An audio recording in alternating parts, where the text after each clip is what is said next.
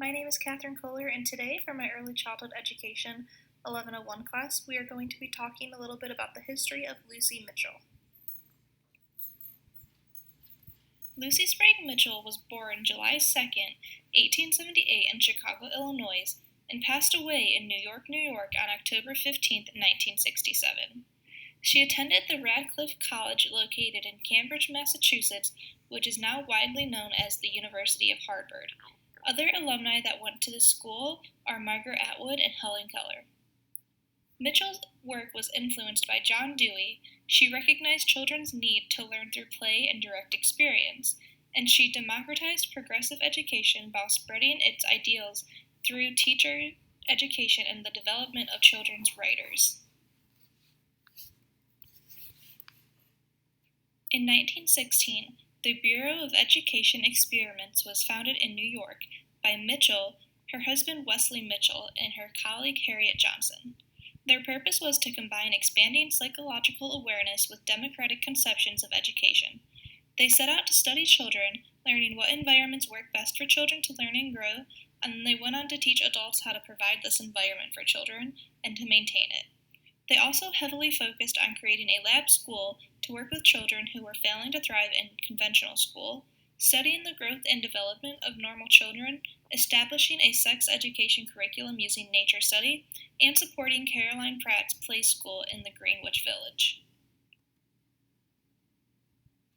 In 1921, Mitchell published her first book, Here and Now. It is based off of observations of children and their use of language, and is known as the first real example of direct experience of school writing. Here and Now marks the emergence of a more child-centered approach and standard in children's literature. In 1950, the originally named Cooperative School for Teachers was certified by the Board of Regents of the New York State to confer the Master of Science degree, which allowed them to rename to the Bank Street College of Education. The Bureau of Education Experiments took over the old Fishman's Yeast Brewery and Storage Building and turned it into the Bank Street College of Education. They partnered with 8 other experimental schools and allowed student teachers to work at the various schools Monday through Thursday and come back to the Bank Street College to take classes, seminars, and conferences Thursday night through Saturday night.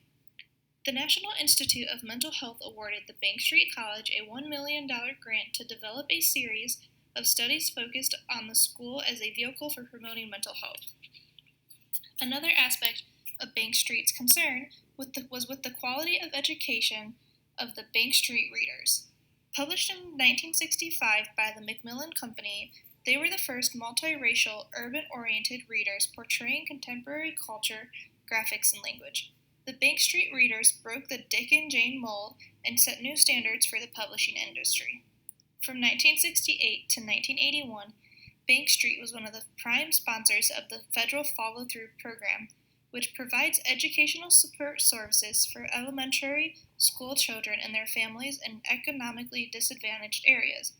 Bank Street, which had participated in the design of Follow-Through, was asked by school officials and parents in 14 communities across the country to run follow-through programs in 43 schools, and they continued this work up until early 1990s. Realizing that she wanted to publish more books, Mitchell founded the Writers' Laboratory.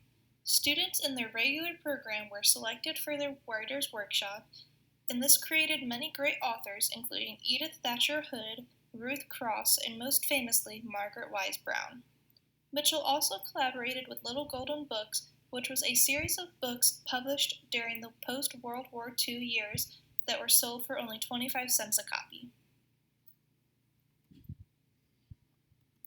From 1916 to now, many aspects of the Bank Street College have changed, but the main focus that Lucy Mitchell started with continues to be the main focus: children's needs and how we can maintain them. She sought to strengthen not only individuals but the community as well, including family, school, and society at large, to help adults and children interact and learn. In 2010, they created the Bank Street College Online, which grew their enrollment and helped them reach more student teachers around the country.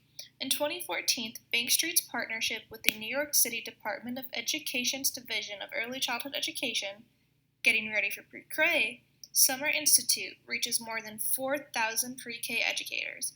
And in 2019, the National Center for Children in Poverty, also known as the NCCP, formerly located at Columbia University's Mailman School of Public Health, officially joins the Bank Street Graduate School of Education on July 1, 2019. The graduate school launches a variety of new online programs to provide educators across the country with increased access to Bank Street education.